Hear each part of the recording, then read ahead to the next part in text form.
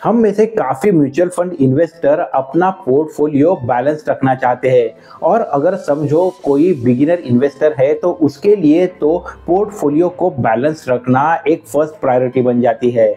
तो आज का वीडियो हम सभी के लिए इसीलिए इम्पोर्टेंट होने वाला है क्योंकि ऐसे फंड के बारे में हम डिस्कशन करेंगे, उसका रिव्यू करेंगे जो हमारे पोर्टफोलियो को बैलेंस रखता है। केवल ये एक फंड भी अपने पोर्टफोलियो में हो तो भी वो अपना पोर्टफोलियो बैलेंस तरीके से मैनेज करता है। ये जो फंड की मैं बात करने जा रहा हूँ वो फंड ने अभी रिसेंटली अपना माइलस्टोन भी अचीव किया है जो काफ़ी कम म्यूचुअल फंड ने अचीव किया हुआ है और वो है उसको एयूएम को रिलेटेड। अगर ये फंड का एयूएम देखें तो इसने रिसेंटली 1 लाख करोड़ से भी ज़्यादा का एयूएम अचीव किया हुआ है। ये इतना ह्यूज एयूएम अगर है तो वो क्या दर्शाता है? देखो, इन्वेस्टर का जो ट्रस्ट है वो यहाँ से रिफ्लेक्ट होता है। ये अगर फंड का एयूएम इतना बड़ा है तो उससे एक बात समझ में आती है कि काफ़ी सारे इन्वेस्टर यहाँ पे इन्वेस्टेड है और वो इस वजह से क्योंकि उनको इसने डेफिनेटली अच्छा परफॉर्मेंस दिखाया होगा। इसी फंड को हम कंप्लीटली रिव्यू करेंगे। तो जो फंड की हम बात कर रहे हैं वो है HDFC balance advantage mutual fund जो हाइब्रिड कैटेगरी का एक फंड है। ये फंड हाइब्रिड कैटेगरी का होने की वजह से यहाँ पे हमें 2 या ज़्यादा एसेट का अलोकेशन दिखता है और जिसके वजह से ये हमेशा बैलेंस तरीके से अपने पोर्टफोलियो की स्ट्रेटेजी मेंटेन करता है। आज के डिस्कशन में ये हम फंड की स्ट्रेटेजी देखेंगे, इसका पास्ट का परफॉर्मेंस देखेंगे और फिर इसका बैकग्राउंड भी देखेंगे। साथ ही में ये कौन से इन्वेस्टर्स के लिए सूटेबल है वो भी जानने की कोशिश करेंगे। बहुत सारे लोगों को इसके रिलेटेड टैक्सेशन को लेके भी सवाल होते हैं क्योंकि डेट ये फंड का एक मेजर पोर्शन है, तो उसके बारे में भी हम बात करेंगे। तो आप वीडियो को पूरा देखना, पसंद आए तो लाइक करना, कुछ अगर डाउट है तो कमेंट भी ज़रूर करके पूछ सकते हो। बढ़ते हैं ये फंड के फर्स्ट स्ट्रैटेजी की तरफ। तो जैसे बात की, फंड ये हाइब्रिड फंड होने के वजह से इसका डायनामिक अलोकेशन होता है जो हमारे लिए एक बैलेंस परफॉर्मेंस तैयार कर देता है। ये फंड में अगर हम एसेट्स देखेंगे तो मेनली इक्विटी और डेट ये एसेट होते हैं, लेकिन कभी कभी यहाँ पे कमोडिटीज का भी इंक्लूजन हो जाता है। अभी देखो मेनली इसकी स्ट्रेटेजी किस तरीके से काम करती है। इक्विटी और डेट ये 2 जो मेजर एसेट है उसके वजह से समझो कभी अगर मार्केट का परफॉर्मेंस बहुत ही अच्छा दिख रहा है, बहुत हाई लेवल पे है जहां से करेक्शन के चांसेस है या फिर मार्केट यहाँ से डाउन हो सकता है ऐसा समझ में आ रहा है, तो फिर फंड मैनेजर इसका जो मेजर इक्विटी में अलोकेशन है उसको डेट में मूव कर देता है ताकि एक प्रोटेक्शन बना रहे। और समझो कभी फिर ऐसा भी देखने मिले कि अभी आने वाले समय में मार्केट तेजी में जाने वाला है, तो ऐसे समय में यहाँ पे जो डेट का एसेट अलोकेशन है उसको फंड मैनेजर डेट से इक्विटी में मूव कर देता है, जिसके वजह से इन्वेस्टर्स को इसका फायदा मिल सकता है। अभी इसी तरीके का डायनामिक अलोकेशन की वजह से फंड एक स्टेबिलिटी, एक कंसिस्टेंट रिटर्न अपने इन्वेस्टर को देने में अभी तक कामयाब रहा है, ऐसा हमें नजर में आता है। और यही एक रीजन है जहां पे इक्विटी अलोकेशन के साथ डेट इंस्ट्रूमेंट भी होने की वजह से फंड इन्वेस्टर के लिए रिस्क जो है उसको भी मॉडरेट लेवल पे लेके आता है। यानी जो बहुत लोगों का एम होता है कि कम रिस्क हो और मॉडरेट रिटर्न हो, तो फिर ये एक उनके लिए एक बेस्ट मिक्स जनरेट करके देता है। अभी चलो फंड का बैकग्राउंड चेक करते हैं। बैकग्राउंड के साथ हम फंड का परफॉर्मेंस भी चेक करेंगे। फंड का परफॉर्मेंस चेक करते समय हम इसको कंपेयर कहाँ से करें? तो किसी भी फंड को अगर कंपेयर करना है तो उसका जो कैटेगरी परफॉर्मेंस होता है उसके साथ अगर हम परफॉर्मेंस चेक करें तो वो हमें हमेशा एक राइट डिसीजन लेने को मदद करता है। तो वैसे ही इसके कैटेगरी एवरेज के साथ हम इस फंड को भी कंपेयर करेंगे। तो ये HDFC बैलेंस एडवांटेज फंड है जिसकी डायरेक्ट कैटेगरी ग्रोथ की हम बात करेंगे। ये देखो, जैसे बात किया था, हाइब्रिड कैटेगरी का फंड है जिसका डायनेमिक एसेट अलोकेशन होता है। अगर ये फंड का अभी हम परफॉर्मेंस देखते हैं तो सिंस इंसेप्शन ये फंड ने हमेशा कैटेगरी एवरेज को बीट किया हुआ ही हमें ये ग्राफ से नज़र आता है। ये फंड के बाकी कैरेक्टरिस्टिक देख लेते हैं। अभी हम यहाँ पे देख सकते हैं ये फंड का जो एक्सपेंस रेशो है वो 0.72% का है। यानी कंपैरेटिवली कैटेगरी में चेक करें तो ये काफ़ी अट्रैक्टिव एक्सपेंस रेशो नज़र आता है। एग्जिट लोड की बात करें तो ये 1% का दिखाई दे रहा है। अगर आप 15% से ज़्यादा की आपकी इन्वेस्टमेंट 1 साल के अंदर रिडीम कर लेते हो तो आपको 1% का एग्जिट लोड यहाँ पे देना होगा। जैसे हमने स्टार्ट में ही बात की थी, ये फंड का AUM देखे तो वो अभी 1 लाख करोड़ से भी ज़्यादा का हमें नज़र आता है और यही है जो यहाँ पे इन्वेस्टर्स का भरोसा हमें दिखाता है। आप अगर कोई और ऐसा फंड जानते हो जो 1 लाख करोड़ से भी ज़्यादा का AUM रखता है तो उसको कमेंट करके ज़रूर बताना। अभी बढ़ते ही इसके नेक्स्ट पॉइंट पे, ये देख सकते हैं कि अभी फंड काफ़ी पुराना है जो तकरीबन जनवरी 2013 में लॉन्च किया गया था। ये ओपन एंडेड ही फंड है जहाँ पे कभी भी इन्वेस्टर इन हो सकता है और चाहे तो एग्जिट भी ले सकता है।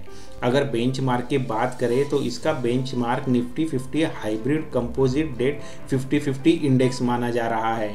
अभी ये फंड का परफॉर्मेंस देखते हैं। फंड का परफॉर्मेंस हम देख सकते हैं, चलो 1 मंथ, 3 मंथ, 6 मंथ का हम परफॉर्मेंस छोड़ देते हैं क्योंकि हमारी जो इन्वेस्टमेंट है वो लॉन्ग टर्म की है, तो हमें इतने शॉर्ट पीरियड के लिए फंड का परफॉर्मेंस ट्रैक नहीं करना चाहिए। 1 साल के लिए भी हम देखें तो यहाँ पे हमें फंड का जो रिटर्न है वो 2.14% नज़र आ रहा है, जबकि कैटेगरी का जो एवरेज है उसका रिटर्न 2.64 आ रहा है। देखो 1 साल का पीरियड भी फंड के लिए काफ़ी छोटा पीरियड है। अभी आगे जाके देखते हैं फंड ने 2 साल के लिए, 3 साल के लिए, 4 साल के लिए किस तरीके के रिटर्न दिए हैं। अगर आप 2 साल के लिए देखोगे तो फंड का 17% का रिटर्न दिखाई दे रहा है जो कैटेगरी एवरेज को काफ़ी पीछे छोड़ रहा है।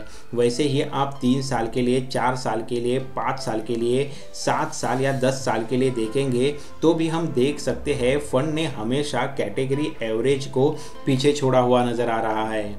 अगर 10 साल के लिए सफिशिएंट टाइम हम इस फंड को दे रहे हैं तो उसने 15.84% का रिटर्न जनरेट किया है, जहां पे कैटेगरी एवरेज केवल 11.37% का रिटर्न जनरेट किया हुआ दिखा रहा है। अभी फंड के इम्पोर्टेंट रिस्क रेशोज है वहाँ पे ध्यान देते हैं। अगर हम फंड का स्टैंडर्ड डेविएशन देखेंगे तो वो 9.19% नज़र आ रहा है, जबकि हम ये कैटेगरी का एवरेज का अगर स्टैंडर्ड डेविएशन देखेंगे तो वो 7.93% का है। यानी फंड कंपैरेटिवली वोलेटाइल ज़्यादा है ऐसे हमें यहाँ पे नज़र आ रहा है।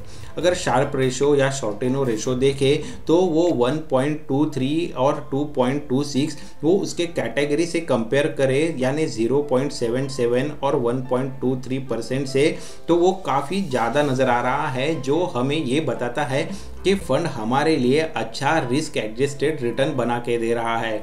अगर बीटा देखें तो फंड का बीटा 0.87 नज़र आता है, जबकि कैटेगरी का 0.76 है। यानी वो भी जैसे स्टैंडर्ड डिविएशन से इंडिकेशन मिला था वैसे फंड की वोलेटिलिटी का ही इंडिकेशन देता है, यानी वो मार्केट फ्लक्चुएशन को ज़्यादा सेंसिटिव है यही बताता है।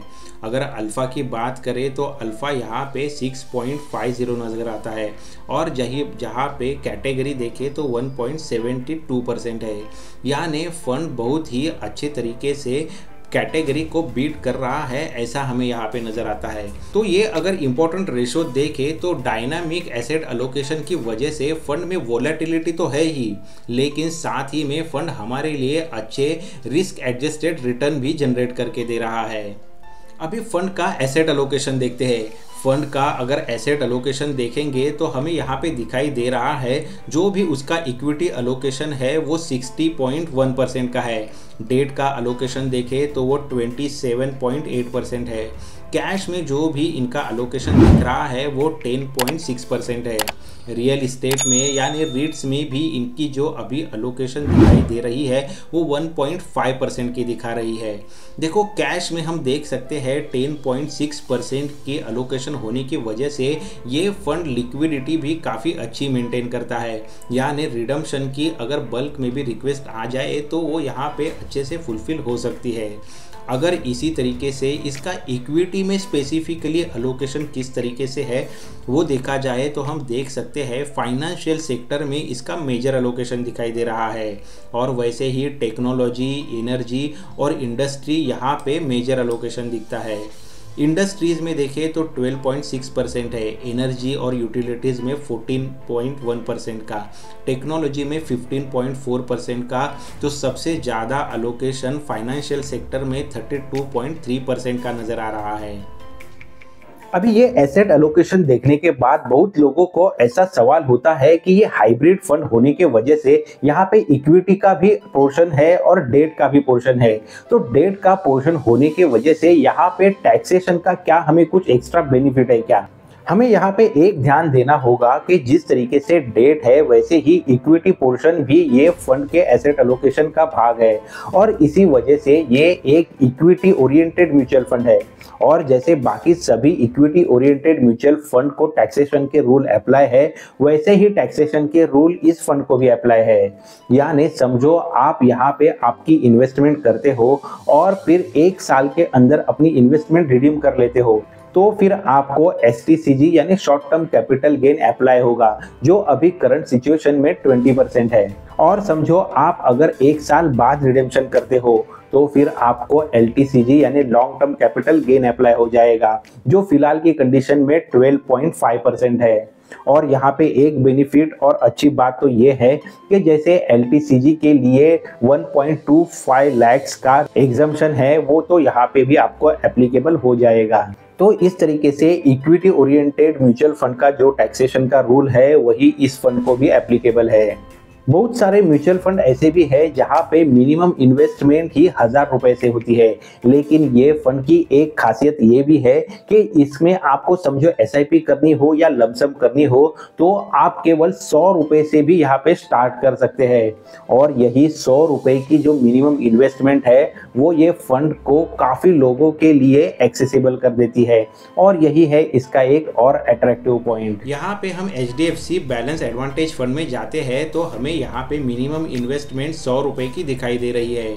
अगर समझो हम बाय करने के लिए यानी लमसम इन्वेस्टमेंट के लिए जाते हैं तो फिर हमें मिनिमम इन्वेस्टमेंट 100 रुपए की यहाँ पे दिखाई दे रही है। वैसे ही समझो अगर हम SIP भी क्रिएट करना चाहे तो SIP के लिए भी हमें यहाँ पे मिनिमम इन्वेस्टमेंट 100 रुपए की दिखाई दे रही है। तो यही है जो ये फंड को काफ़ी लोगों के लिए एक्सेसिबल भी बनाता है। समझो ये फंड में कोई 10,000 की SIP करता है और वो 10 साल के लिए कंटिन्यू रखता है तो फिर हम देख सकते हैं ये फंड जो रिजल्टेंट हमारे लिए कॉर्पस जनरेट करके देगा वो 29.67 लाख का होगा। जबकि कैटेगरी एवरेज देखें तो हम देख सकते हैं केवल 22.38 लाख तक की ही कैटेगरी एवरेज में रिटर्न बन पाते थे। यानी फंड कैटेगरी एवरेज में अच्छा परफॉर्मेंस दे रहा है ये समझ में आता है। और इसी तरीके से समझो लमसम में हम 1 लाख की इन्वेस्टमेंट 10 साल के लिए करेंगे तो परफॉर्मेंस के हिसाब से कैटेगरी एवरेज जहां पे 2.87 लाख का कॉर्पस जनरेट कर रहा है वहां पे ये फंड 4.35 लाख का कॉर्पस हमारे लिए जनरेट करके दे रहा है। तो फंड के बारे में ये रिव्यू करने के बाद भी समझो हम ये सोच रहे हैं कि ये फंड किन के लिए सूटेबल है। तो समझो कोई ऐसा इन्वेस्टर है जो मॉडरेट रिस्क के साथ बेटर रिटर्न पाना चाहता है तो उसके लिए ये फंड एक बेस्ट ऑप्शन हो सकता है। साथ में कुछ ऐसे भी इन्वेस्टर्स होते हैं जिनको इक्विटी मार्केट का एक्सपोजर नहीं होता, इतना नॉलेज नहीं होता, लेकिन वो इक्विटी मार्केट का बेनिफिट अपने पोर्टफोलियो में लेना चाहते हैं तो उनके लिए भी ये फंड एक बेस्ट ऑप्शन हो सकता है। यानी समझो कोई सेफ और स्मार्ट ऑप्शन अपने म्यूचुअल फंड पोर्टफोलियो के लिए ढूंढ रहा है तो उसके लिए HDFC बैलेंस एडवांटेज फंड एक सही डिसीजन हो सकता है। दोस्तों ऐसे ही म्यूचुअल फंड रिव्यूज हो, एनालिसिस हो, स्टॉक एनालिसिस हो या फिर मनी कंसेप्ट्स हो या फिर फाइनेंस अपडेट हो, इनके रिलेटेड इंफॉर्मेशन और वीडियोस इस चैनल पे आते रहती है तो आप ये चैनल को ज़रूर सब्सक्राइब करें। जल्दी मिलते हैं ऐसे ही किसी नए और इन्फॉर्मेटिव नॉलेजेबल वीडियो में। Thanks for watching.